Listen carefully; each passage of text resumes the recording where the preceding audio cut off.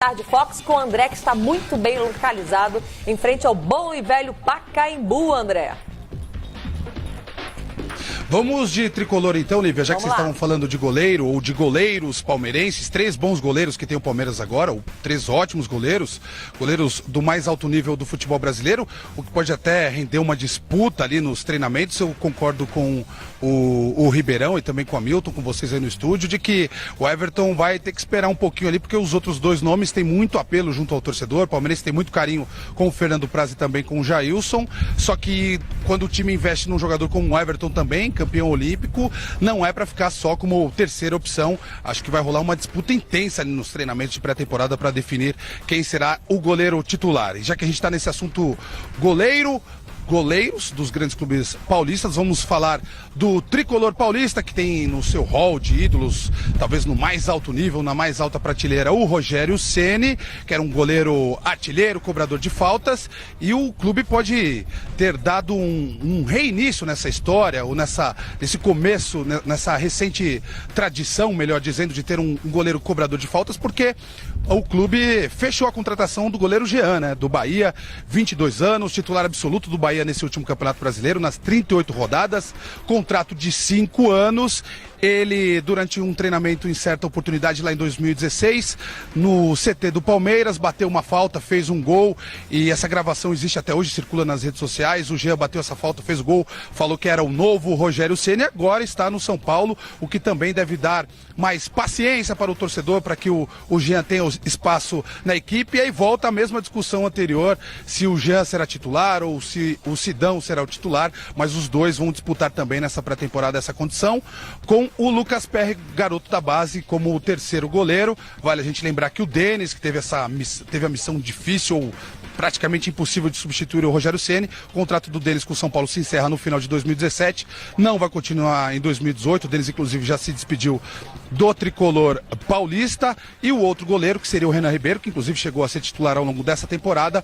O Renan Ribeiro tem contrato até maio com o São Paulo e também não vai ficar no São Paulo. O São Paulo, portanto, renovando o seu quadro de goleiros com a chegada do Jean. Tem gente chegando, gente indo embora. É o caso, por exemplo, do lateral direito Buffarini, né, que pintou com uma grande contratação do São Paulo para resolver os problemas do São Paulo na lateral direita, vindo do San Lorenzo da Argentina. Buffarini não vingou, não agradou. E a informação de momento é que ele deve ir para o futebol argentino, deve ir para o Boca Juniors. E um exemplo claro de que o São Paulo ainda continua com esses problemas na lateral, que improvisou ao longo do ano o Militão ali na função de lateral direito. Ele que é zagueiro, o Militão teve que jogar ali pelo lado direito, e por conta desses problemas todos no setor, o São Paulo ainda está observando o mercado, está no mercado atuante para trazer um jogador da posição. E o nome da vez, a bola da vez para o São Paulo para contratar um jogador para resolver esses problemas, seria o Vitor Ferraz, lateral direito do Peixe, que agrada obviamente a diretoria santista. Os santistas não gostariam de perdê-lo, então o São Paulo estuda aí a possibilidade de utilizar o Hudson, volante, aquele mesmo que jogou essa temporada pelo Cruzeiro emprestado. Não deu certo, o Cruzeiro, que na verdade deu certo, o Hudson foi bem no Cruzeiro, mas não deu certo a venda do Hudson para o Cruzeiro. Não chegaram a um consenso nem o São Paulo nem o Cruzeiro, e o Hudson deve retornar aos quadros do São Paulo e deve servir de moeda de troca. De repente o Hudson pinta no Santos e o Vitor Ferraz vai para o São Paulo. Além dessa questão na lateral direita, o Dorival Júnior e os seus auxiliares, integrantes da Comissão Técnica São Paulina, ainda não desistiram. Ainda um nome que é falado, é discutido no São Paulo para o setor ofensivo, é o nome do Gabigol, que pertence ao Inter de Milão, não se adaptou à Itália muito bem, foi emprestado ao Benfica de Portugal, também não deu certo por lá. O São Paulo tenta negociar com a Inter de Milão para que o clube italiano pague a maior parte do salário. É claro que é difícil demais convencer os dirigentes europeus a pagar quase que integralmente o salário para o jogador ficar emprestado aqui no Brasil, mas o São Paulo não desiste dessa negociação e conta com o Dorival Júnior, que vale a gente lembrar, o Dorival Júnior foi técnico do Gabigol no começo da carreira dele no Santos. por um lado, o Gabigol pode chegar, mas o São Paulo pode ter um problema justamente nesse setor ofensivo que pode tornar mais urgente a chegada do Gabigol. A gente já vem trazendo essa informação a questão de 2, 3 semanas, até mais, na verdade. Segundo semestre quase que inteiro a gente já vem falando de um possível interesse do futebol argentino para levar o Lucas Pratto, que pode ser um desfalque tanto para o São Paulo no sistema ofensivo. A imprensa argentina crava que o River Plate vai apresentar uma proposta milionária para levar o Lucas Pratto. Isso até o momento não se tornou oficial, mas a última informação hoje, inclusive, da própria imprensa argentina, também da imprensa mexicana, que tem mais um clube interessado nessa parada, que é o América do México. Portanto, América do México e River Plate, 2 times que devem apresentar propostas para ter o Lucas Pratto. O lado da diretoria são paulina a gente já sabe, pelo menos nas entrevistas do Leco, ele foi bem contundente em dizer que não está no plano do São Paulo vender o Lucas Pratto. Mas caso apareça alguma proposta e o jogador tenha vontade de deixar o São Paulo, aí não tem o que fazer, o clube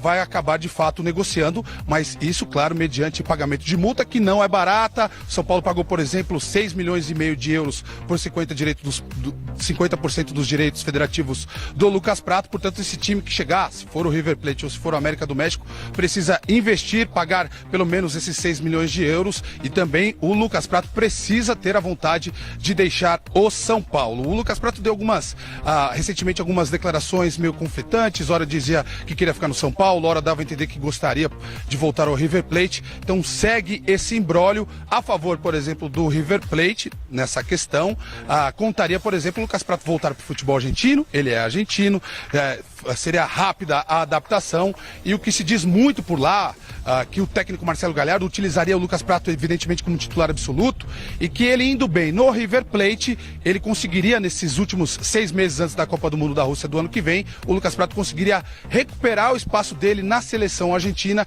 e isso pode pesar nas negociações. Bom, são várias situações que o São Paulo pode se envolver aí até esse final de ano, né? Muita coisa, eu não sei se todas sairão não, mas enfim, tem troca, eu não negociaria o Hudson, tá voltando, foi bem no Cruzeiro, será que não tem uma vaga? Não sei. A questão é que o ambiente no São Paulo pro Hudson não ficou tão legal até a saída dele. É um jogador que teve oportunidade, mas teve muitos altos e baixos. E aquelas trocas que o São Paulo teve de treinadores, aqueles problemas políticos, todos atrapalharam, né? Não só o Hudson, mas vários jogadores que estavam no elenco quando o Hudson era jogador efetivo do São Paulo. Ele foi muito bem no Cruzeiro, tanto que chamou a atenção do Santos. E ali naquele setor do campo, o São Paulo está bem servido agora. Tem o Jusilei, tem o Petro, são jogadores que hoje são titulares absolutos da equipe tricolor, não é? Então, talvez seja bom para o São Paulo negociá-lo com o Santos para ter um lateral direito. É o que o André falou. O Vitor Ferraz hoje seria um jogador para chegar e para ser titular do São Paulo na lateral direita. O ano do Vitor Ferraz, para mim, não foi dos melhores ele no Santos. Ele já teve temporadas melhores, mas é um bom lateral. E o Santos, para essa posição, tem o Daniel Guedes, que quando precisou entrar no ano, foi bem. Então, se o Santos perde o Vitor Ferraz, o Daniel Guedes já está pedindo passagem, pode virar titular dessa equipe. E aí no meio campo, o Santos precisa de um Hudson, porque hoje tem o Alisson e o Renato.